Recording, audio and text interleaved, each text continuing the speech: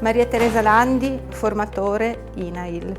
Sentiero mi fa venire in mente dover raggiungere una meta con qualche cosa, magari di bello, e poter incontrare anche ostacoli o delle novità, delle cose da osservare, da vivere lungo il percorso di questo mio viaggio, dal punto A al punto B, per intenderci, una cosa del genere.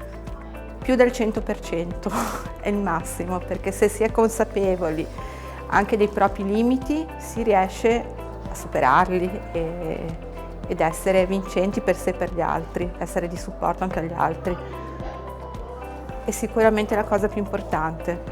La cosa più bella è riuscire a creare alleanze anche con le persone che a pelle magari da un primo giudizio così emotivo, emozionale o logico non ti possono piacere. Poi pensando che per il bene della riuscita del lavoro e diciamo del benessere comunque dell'ambiente lavorativo si stringono delle alleanze. Spesso quando si parte da una fase critica e ci si riesce a alleare, a superare questo limite, funziona meglio, secondo me, da mia esperienza.